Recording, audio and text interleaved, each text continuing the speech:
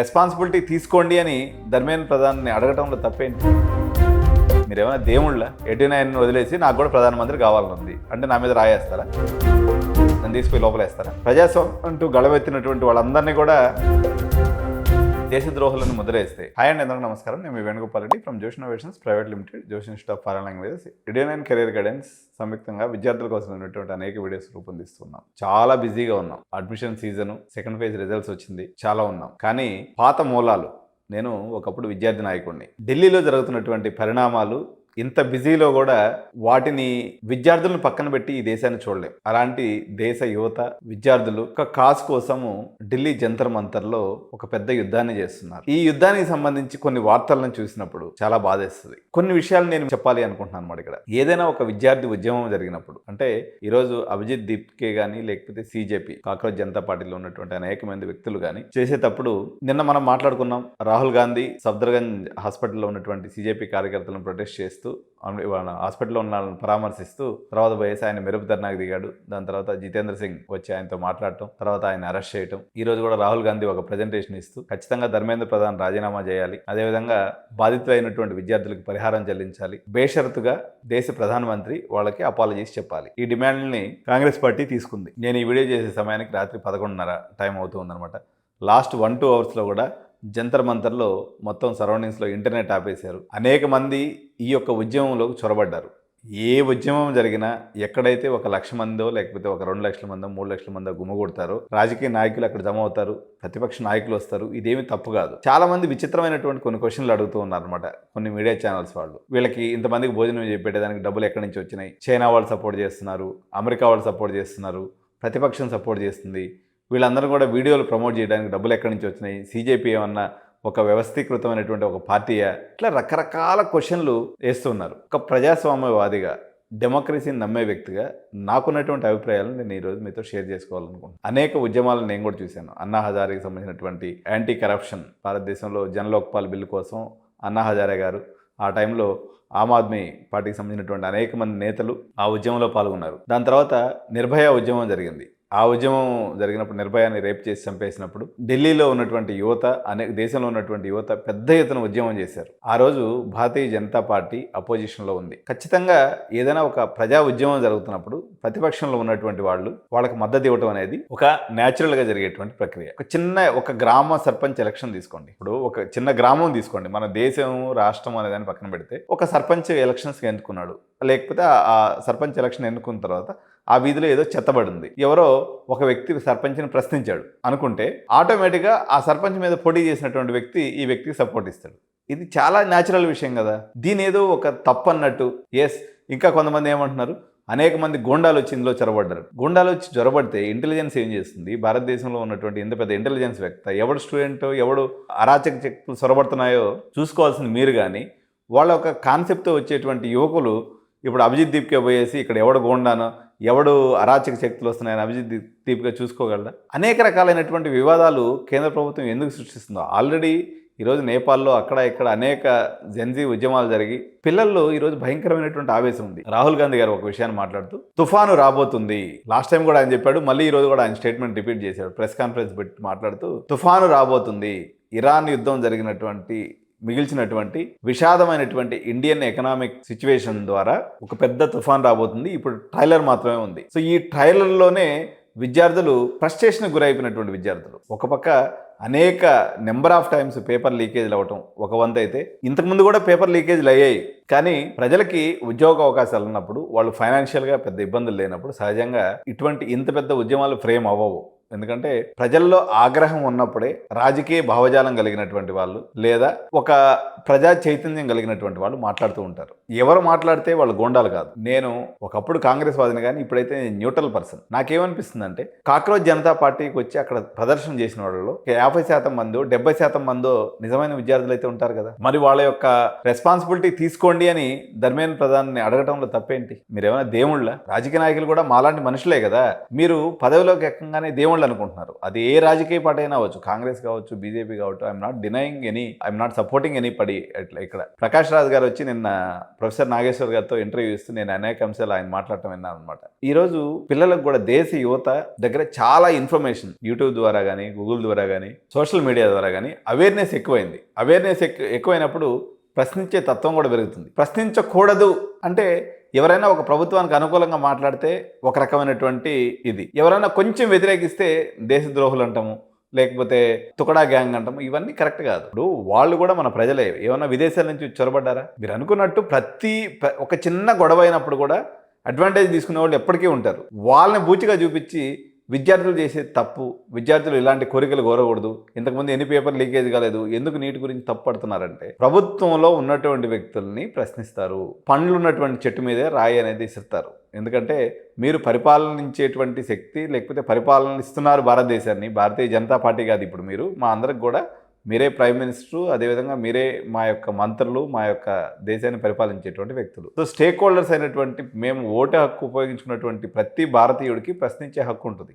ప్రశ్నించకూడదంటే అంటే మీ ఇష్ట ప్రకారం ఎవరు అకౌంటబిలిటీ ఎందుకు తీసుకోవాలంటే ప్రశ్నించే వ్యక్తుల మీద ఈ రకమైనటువంటి దాష్టీకాన్ని చూపించడం తప్పు. మీరు మొదట్లో ఇట్లాంటి సిచ్యువేషన్ని, ఇంత పెద్ద ఇంటెలిజెన్స్ వ్యవస్థ, సో ఇలాంటి అజిటేషన్ ఒకటి జరగబోతుందని ఊహించలేకపోయిందా? వాళ్ళతో ముందుగా పిలిచి మాట్లాడి ఉండొచ్చు కదా. ఈరోజు ఫస్ట్ 10,000 మంది 5,000 మంది ఉంటారు. ఈరోజు 10 లక్షల మంది అయ్యారు, రేపు పొద్దున 10 కోట్ల మంది అవుతారు. ఎంతమందిని మీరు అరెస్ట్ చేస్తారు, ఎంతమందిని పోలీసుల చేత కొట్టిస్తారు? అవ్వదండి. ఇట్లాంటి దాష్టీకం చేసే పనులు ప్రభుత్వాలు పూనుకోకూడదు, అది ఏ ప్రభుత్వం అయినా. కాంగ్రెస్ కొంతమంది అంటారు సోనం వాంగ్చుక్ వాళ్ళ ఫాదరు కాంగ్రెస్ సంబంధించినటువంటి మినిస్టరు, అందుకని కాంగ్రెసే సోనం వాంగ్చుక్ని ముందు నడిపిస్తుంది. సోనం వాంగ్చుక్ పర్యావరణవేత్త కాదు, ఒక రాజకీయ అభిలాష అని చెప్పేసి. తప్పే ఉందండి. నాకు కూడా ప్రధానమంత్రి కావాలనుంది, నేను ప్రకటిస్తున్నా. 89 వదిలేసి నాకు కూడా ప్రధానమంత్రి కావాలనుంది అంటే నా మీద రాయేస్తారా? నన్ను తీసిపోయి లోపలేస్తారా? ఈ దేశంలో పుట్టినటువంటి ఏ వ్యక్తికి కుల, మత మరియు వాని యొక్క ఫైనాన్షియల్ స్టేటస్తో సంబంధం లేకుండా ప్రధానమంత్రిగా పోటీ పడేటువంటి అర్హత ప్రతి వ్యక్తికి ఉంటుంది. ప్రతి వ్యక్తికి ఆలోచన ఉండొచ్చు, తప్పేముంది. ఈ దేశాన్ని పరిపాలించాలి, మార్పు చేయాలి, లేకపోతే వేరే రకమైనటువంటి ఉద్దేశంతో అయినా వాళ్ళకి రాజకీయ యాస్పిరేషన్లు ఉండటం అనేది ప్రతి ప్రజల హక్కు. అభిజిత్ దీస్కే రాజకీయ ఉద్దేశంతో వచ్చినాడు. ఆయన ఆమ్ ఆద్మీ పార్టీలో సోషల్ మీడియా డివిజన్లో పనిచేశాడు. ఆయనకి వేరే ఉద్దేశం ఉంది, ఎందుకు ఉండకూడదు? అంటే మీరే ఎలకాలం పాలించాలా? ఇంకోళ్ళకి అవకాశం తీసుకోవాలని అనుకోవటం తప్ప. ఇప్పుడు నేను వీడియోస్ చేస్తున్నాను, వేణుగోపాల్ రెడ్డికి వేరే సెకండ్ ఒపీనియన్ కూడా ఉంది, ఈయనకి రేపు పొద్దున ఎమ్మెల్యేగా పోటీ అంటే ఉండకూడదా? మేము ఎమ్మెల్యేగా పోటీ చేయకూడదా? అంటే మేమన్నా అంటరాని జాతి వాళ్ళమా? ఈరోజు కుల మతాలతో సంబంధం లేకుండా ప్రతి వ్యక్తికి పొలిటికల్ యాస్పిరేషన్ పెట్టుకోవడం తప్పు కాదు, అలా లేకపోవడమే తప్పు. సర్పంచ్ అవ్వచ్చు, ప్రధానమంత్రి కావచ్చు, మన ముఖ్యమంత్రి కావచ్చు, దీనికి ఏమన్నా క్వాలిఫికేషన్ ఉందా? భారతీయ సిటిజన్ అయి ఉంటే చాలు. 35 సంవత్సరాలు నిన్నటువంటి ఏ భారతీయుడైనా ఏ పదవికైనా పోటీ చేయొచ్చు. 100 కోట్లు, 200 కోట్లు, 1000 కోట్లు ఉన్నోడే పోటీ చేయాలి, ఇవంతా ఎక్కడ చేదేస్తాం? అలా ఎవరన్నా అనుకున్నట్లయితే ఇప్పుడు వాళ్ళు కాస్తూనే రావాలా? నీట్ పేపర్ లీకేజ్ అయింది, తప్పు జరిగింది కాబట్టి ప్రశ్నించడానికి వచ్చాడు. ఆ అవకాశాన్ని రాజకీయంగా వాడుకుంటారు, తప్పేంది? రాజకీయ నాయకులు మీరు ఏ చిన్న అవకాశం దొరికిన ప్రతిపక్షంలో ఏదైనా ఒక మిస్టేక్ చేస్తే, ప్రతిపక్షంలో అపోజిషన్ వాళ్ళు, పాలకపక్షం వాళ్ళు మిస్టేక్ చేస్తే పట్టుకొని ఒకరినొకరు మీరు పార్లమెంట్లో ఒకరినొకరు తిట్టుకుంటారు కదా. ఇక్కడ ప్రజలు, ప్రభుత్వం రెండు వేరు కాదు. ప్రజలే ప్రభుత్వం, ప్రభుత్వమే ప్రజలు. ఈ రెండింటిని వేరువేరుగా చూడటం. ఇప్పుడు మొన్న ఇరాన్ తర్వాత అమెరికా యుద్ధం జరిగినప్పుడు ఇరాన్ మీద యుద్ధం ఆపేయమని చెప్పేసి ట్రంప్ని దుమ్మెత్తిపోశారు. చాలా మంది ఒకనాటి తిట్టలేదు. వైట్ హౌస్లో ఉన్నటువంటి ప్రెసిడెంట్ని తిడితే అందరూ పోలీసులు అందరూ మౌనంగా చూస్తున్నారు. శాంతియుత ర్యాలీలకు పర్మిషన్ ఇచ్చారు, వాళ్ళు స్లోగన్స్ ఇచ్చారు, వాళ్ళు మాట్లాడుకున్నారు, వెళ్ళిపోయారు. ఇక్కడ ప్రధానమంత్రిని అన్నా ముఖ్యమంత్రిని అన్నా 5 నిమిషాలు తీసుకుపోయి లోపలేస్తున్నారు. మరి ఇది ఎక్కడ ప్రజాస్వామ్యం? మరి మన దేశంలో ఉన్నట్టా లేనట్టా? కరెక్ట్ లేదు. ఇది ఏది కూడా సిస్టమ్ కరెక్ట్ లేదు. ఇప్పుడు ఇక్కడ కరప్షన్ పోవాలని చెప్పేసి, రాజకీయ నాయకుల్లో మార్పు రావాలని చెప్పేసి వందలాది కోట్లు ఖర్చు పెట్టేసి పాలిటిక్స్ అనేది ఈరోజు రాహుల్ గాంధీ గారు అంటున్నారు అదానిని పోషించడం కోసం ప్రభుత్వం పనిచేస్తుంది. సో ఈరోజు ట్యాక్స్ డబ్బులన్నా ఎటుపోతున్నాయి. 16 లక్షల కోట్లు వాళ్ళకి రుణమాఫీ చేశారు. ఏవో జరుగుతుంటాయి. పాపం మాలాంటి వాళ్ళు, మేము ఏదో పట్టుకోటి కోసం సంపాదించుకునేటువంటి వాళ్ళు ఒక క్వశ్చన్ వేస్తే మీకేం చిల్లిపోతుంది? చేతనైతే సమాధానం చెప్పండి. మీరు చేసే వ్యాపారం మీరు చేసుకుంటున్నారు కదా. ఏదో విద్యార్థులు వచ్చారు, ఒక 5,000 మందో 10,000 మందో వచ్చారు. అరే నీట్ లీకేజ్ చంద్రబాయ్, నువ్వు దానికి రిజిగ్నేషన్ చేయి. ఇంకేమో ధర్మేంద్ర ప్రధాన్ తప్ప ఇంకొక రాజకీయ నాయకులు లేడా? ఎందుకు అంత మొండిపట్టు? చైనా వాడు మనల్ని తొక్కాలని చూస్తున్నాడు, దీనికి ఫండింగ్ చేస్తున్నాడు అని అనుకుందాం. కొద్దిసేపు చేస్తారండి. వాళ్ళ దేశం కోసం వాళ్ళు వచ్చేసి, చైనా వాళ్ళు వచ్చి ఫండింగ్ చేస్తారు. ఫండింగ్ ఏ రూట్లో వస్తుందో మీరు వాడిని పట్టుకొని వాడిని మీరు శిక్షించాలి. చైనాకు అమ్ముడుపోయినటువంటి వ్యక్తి ఎవడో కనుక్కొని ఆ ఫండ్ ఏ రూట్లో వస్తుందో ఫైండ్ అవుట్ చేసి శిక్షించాల్సినటువంటి బాధ్యత కేంద్ర ప్రభుత్వం ఉంది కదా, మాదే. ఇప్పుడు ఎవరైతే కాక్రోచ్ జనతా పార్టీ అభిజిత్ దీప్కే ఎక్కడి నుంచి, చైనా నుంచి ఫండ్ వస్తుందా? ఈరోజు భారతదేశంలో ఉన్నటువంటి అనేక మంది విద్యార్థులు ఈరోజు జంతర్ మంతర్ కోసం, అక్కడ ఉన్నటువంటి ప్రొటెస్టర్స్ కోసం స్విగ్గీలో, జొమాటోలో ఆర్డర్లు పెట్టారు. లక్షల రూపాయలు స్పెండ్ చేసి వాళ్ళకి వాటర్ ప్యాకెట్స్, ఫుడ్ కోసం ఆర్డర్లు పెడుతున్నారు. అంటే ఇది ఏదైనా స్పాన్సర్డ్ మెకానిజమా? మీరు కాంక్రీట్గా చెప్పాలి, ఇదిగో చైనా వాళ్ళు ఫలానా వ్యక్తిని పంపించి అభిజిత్ దీప్కేకో లేకపోతే సిజేపీ వర్కర్కో ఫండ్ ఇప్పించారు, ఆ ఫండ్ ఈ రకంగా రూట్ అయింది, ఎవిడెన్స్తో మాట్లాడితే ఓకే.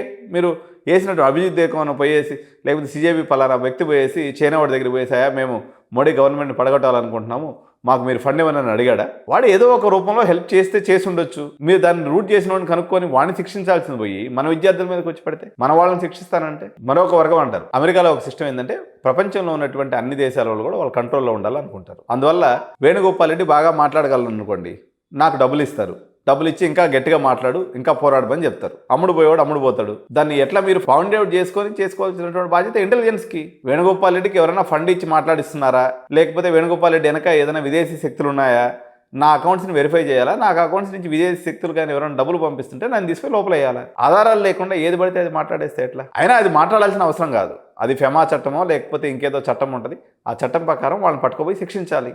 ఎందుకంటే వాళ్ళందరూ దేశద్రోహులు. ఆధారాలు లేకుండా అందరినీ అది ఆపాదించేస్తే, గళమెత్తినోడల్లా విదేశీకి సంబంధించినటువంటి వాడు ఇండియా అంటే గళమెత్తి మాట్లాడేదానికి ఈ దేశంలో పుట్టినటువంటి ప్రతి ఒక్కరు మా అందరికీ హక్కు ఉంది, మాట్లాడతాం. ఇంటెలిజెన్స్ వ్యవస్థ మీ చేతిలో ఉంది. మేమేదైనా దేశానికి సంబంధించినటువంటి చెడు చేయాలనేటువంటి ఆలోచన చేస్తే విత్ ప్రూఫ్స్ తోటే తీసుకుపోయి లోపలేసి వాళ్ళని శిక్షించడం అనేది మీకు ఉన్నటువంటి రైట్. దాన్ని ఎగ్జిక్యూట్ చేయాలి తప్ప మీరు పొలిటికల్గానో ఇంకో రకంగానో మాట్లాడేసి అందరినీ ఒకే ఘాటును గట్టించేసి ప్రజాస్వామ్యం అంటూ గళమెత్తినటువంటి వాళ్ళందరినీ కూడా దేశద్రోహులను ముద్రేస్తే, అది ఏ పార్టీ అయినా కావచ్చు. ఇప్పుడు తెలుగుదేశం ప్రభుత్వం కొంతమందిని అరెస్ట్ చేస్తుంటుంది, అది కాంగ్రెస్ ప్రభుత్వం కొంతమందిని అరెస్ట్ చేస్తుంటుంది. ఎవరైనా ప్రభుత్వం అనేది ఒక కాంక్రీట్గా వ్యవహరించినటువంటి, బాధ్యతాయుతంగా వ్యవహరించినటువంటి వ్యవస్థ. మీరు భేషజాలకు పోయో లేకపోతే పర్సనల్ ఎజెండాను పట్టుకోనో పర్టికులర్గా మీ పొలిటికల్గా మీరు ఎట్లనే చేసుకోండి, కానీ సామాన్య పౌరుల మీద, సామాన్యులైనటువంటి వ్యక్తుల మీద, సామాన్యంగా వాళ్ళు నార్మల్గా వచ్చి ప్రొటెస్ట్ చేసుకునేటువంటి యూనివర్సిటీ విద్యార్థుల మీద దాష్టీకం చేస్తామంటే మాత్రం ఇది దేశానికి మంచిది కాదు. ఆల్రెడీ విపరీతమైన అన్రెస్ట్ ఉంది, యూత్లో అన్ఎంప్లాయ్మెంట్ విపరీతంగా ఉంది. ఈ పరిస్థితుల్లో మీరు ఒక మొండి వైఖరితో విద్యార్థులతో కానీ వ్యవహరించినట్లయితే ఈ ఉద్యమం మరింత వ్యాప్తి చెంది ఈరోజు మీరు పార్లమెంట్లో చర్చించడానికి సిద్ధమయ్యారు. సో ఇది అక్కడితో ఆగదు, ఇంకా మరింత ముందుకు పోతుంది. సో కన్సర్న్ గవర్నమెంట్ మేమైతే సంపూర్ణమైనటువంటి మద్దతు కాక్రోచ్ జనతా పార్టీ కానీ, పర్టికులర్గా ఈ దేశ యువత కోసం పోరాటటువంటి ప్రతి విద్యార్థి నాయకుడికి కానీ, విద్యార్థులకు కానీ 89 మద్దతు సంపూర్ణంగా ఎప్పటికి ఉంటుంది. సో అదేవిధంగా మన తెలంగాణ విద్యార్థులు కూడా, ఎందుకంటే మనం కూడా దేశంలో భాగమే. మాట్లాడే హక్కు నాకు, మీకు, మనందరికీ డాక్టర్ బిఆర్ అంబేద్కర్ రాజ్యాంగం ద్వారా మనకు హక్కు కల్పించాడు. కాబట్టి మన వాయిస్ని అగెనెస్ట్ కరప్షన్, అగెనెస్ట్ సిస్టమ్, మన కోసం పరిపాలించడానికి వచ్చినటువంటి ఎమ్మెల్యేని కానీ, మినిస్టర్ని కానీ, చీఫ్ మినిస్టర్ని కానీ, ప్రధానమంత్రిని కానీ ఎవరినైనా ప్రశ్నించే హక్కు ప్రతి వ్యక్తికి ఉంటుంది.